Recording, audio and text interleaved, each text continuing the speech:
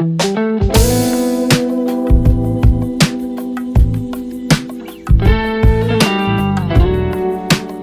Student, कैसे हैं आप? आई होप आप बिल्कुल खैरियत से होंगे। लास्ट लेक्चर में हमने पढ़ा था बेटा प्रिज्म के बारे में, तो प्रिज्म का हमने डेविएशन भी फाइंड आउट कर लिया था। आज हम पता करेंगे बेटा कंडीशन फॉर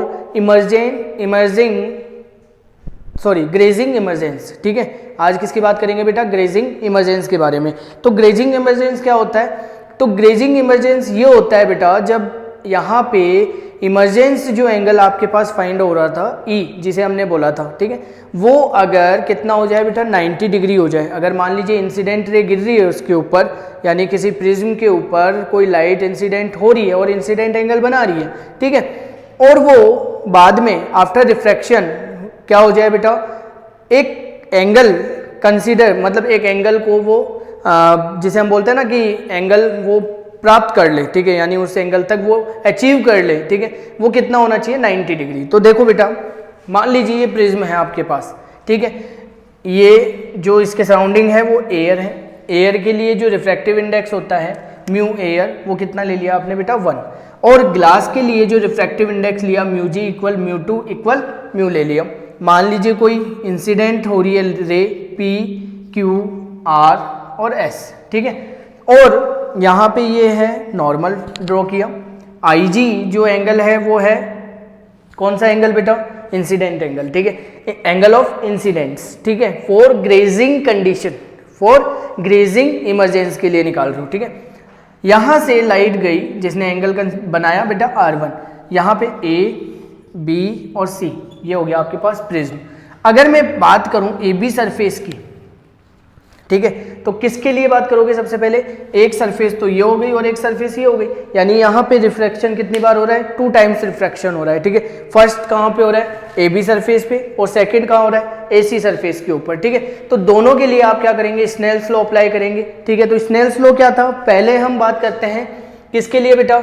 जो आपके पास सरफेस है ए सी सरफेस, तो ए सी सरफेस के लिए कितना आ जाएगा? देखो, अप्लाइंग स्नेल्स लॉ, ठीक है, क्या अप्लाई करेंगे? स्नेल्स लॉ अप्लाई करेंगे एट फेस, किसके लिए बेटा? एट फेस एसी के लिए। सबसे पहले बात करें, जो ई है वो कितना है बेटा? 90 डिग्री, ठीक है, और जो आई है वो कितना ले लिया आपने? आई जी। क्लियर? ये चीज़ आप, ये कंडीशन आपको याद रखनी है, ठीक है। क्यों? क्योंकि आप ग्रेजिंग इमरजेंस के बारे में बात कर रहे हैं, जहाँ पे एंगल कितना बनेगा? 90 डिग्री, यानी इसी सरफेस के क्या हो जाएगा बेटा?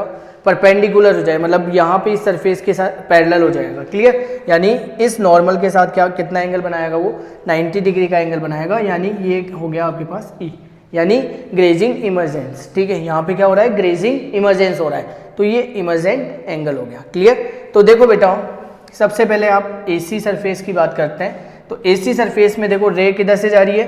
म्यू से 1 तक, ठीक है, इतनी चीज़ क्लियर आ गई। यानी यहाँ पे जो रे जा रही है वो 1 से 2 की तरफ जा रही है, सॉरी, इससे ग्लास टू एयर की तरफ जा रही है। तो यहाँ लिखेंगे, आप जानते हैं, sine i upon sine r. अब साइन आई इसमें क्या होगा? Sine R2 divide by sine 90। Clear? क्यों? क्योंकि ये वाला एंगल आप कंसीडर करेंगे। इक्वल क्या लिखेंगे? कहाँ से जा रही है बेटा? म्यू से 1 की तरफ जा रही है, तो आप क्या लिखेंगे इसे? Mu upon 1, sorry 1 upon mu. Clear है ये चीज़? तो ये आपके पास आ जाएगा mu sine R2 equal sine 90। Sine 90 की वैल्यू आपको कितनी पता है? 1।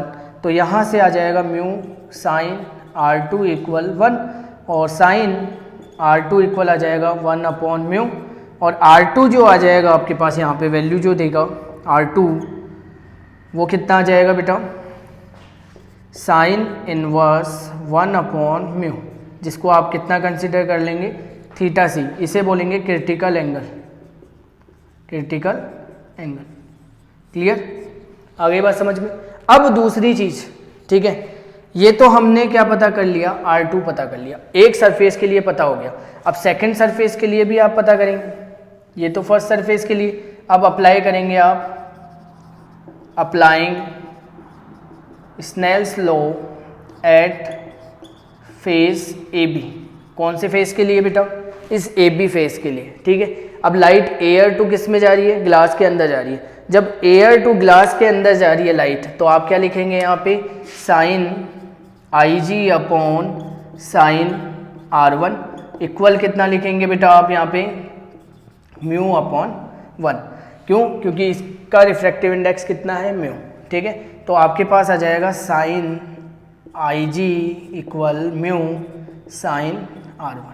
ये आपके पास इक्वेशन आ गई थी बेटा, फर्स्ट इक्वेशन। ये आ गई आपके पास सेकेंड इक्वेशन। क्लियर? ये चीज़ आ गई। आप लेंगे यहाँ पे, आपको पता है R1 क्या लेना है आपको बेटा?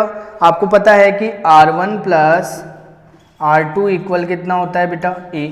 और R1 प्लस थीटा, R2 कितना लिया है आपने? Theta C equal A। तो R1 कितना आ जाएगा बेटा? A minus theta C. अब ये जो R1 की वैल्यू है वो बेटा आपको कहाँ पुट करनी है? यहाँ पे पुट करनी है।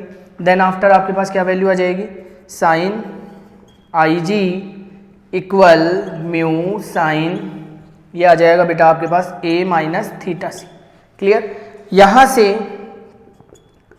आप लिखेंगे इसे sine A cos theta C minus sine theta C cos A। ये कौन सा फॉर्मूला लगा दिया बेटा? साइन A माइनस बी का फॉर्मूला आपने अप्लाई किया है, जो कि मैथमेटिक्स में आप पढ़ते हैं 11th क्लास में, ठीक है। ये चीज़ आ गई आपके पास साइन आई जी। यहाँ तक कोई दिक्कत हो तो बताएं। अब उसके बाद बेटा आपको साइन थीटा सी, यानी यहाँ पे अगर मैं बात करूँ थीटा सी क्या था मेरे पास? आपके पास क्या वैल्यू थी? यदि देखो बेटा थीटा सी की वैल्यू आपके पास ये ऑलरेडी है, ठीक है। थीटा की जो वैल्यू है वो आपके पास क्या है? ये थीटा सी की वैल्यू जो दिख रही है वो यहाँ पुट कर देंगे तो आपके पास आंसर आ जाएगा। तो यहाँ पे क्या करेंगे आप? एक चीज़ और लिखेंगे कि कोस थीटा सी को आप लिख सकते हैं रूट, कितना लिखेंगे बेटा? 1 माइनस साइन स्क्वायर थीटा सी। और साइन थीटा सी की वैल्यू कितनी है? हमारे पास आई थी 1 अपॉन म्यू, इसका स्क्वायर।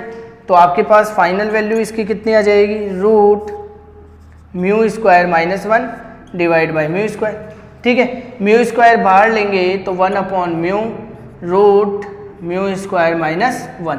ये किसकी वैल्यू आ गई बेटा? कोस थीटा सी की। क्लियर? ये चीज़ आपको आ गई समझ में। उसके बाद आप क्या करेंगे? इसके बाद आपके पास वैल्यू आ जाएगी, ये जो थीटा सी की वैल्यू आई है वो तो आप पुट करेंगे कहाँ पे? यहाँ पे। और जो साइन की वैल्यू, ये देखो यहाँ पे, ये जो वैल्यू है वो कहाँ पुट करेंगे? यहाँ पे। तो आपके पास साइन आई जी इक्वल आ जाएगा म्यू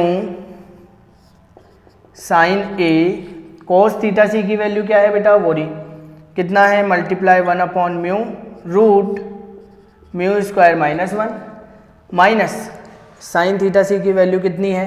1 अपॉन म्यू, और ये क्या है बेटा? Cos A. 1 upon mu common आ जाएगा और कट जाएगा, तो ये आ जाएगा आपके पास sine A root mu square minus 1 minus cos A. ये आ गया आपके पास साइन आई जी। और अगर आई जी की वैल्यू निकालते हो, यही तो वैल्यू पता करनी थी हमें, तो ये आ जाएगा आपके पास sine A root mu square minus 1 minus cos A.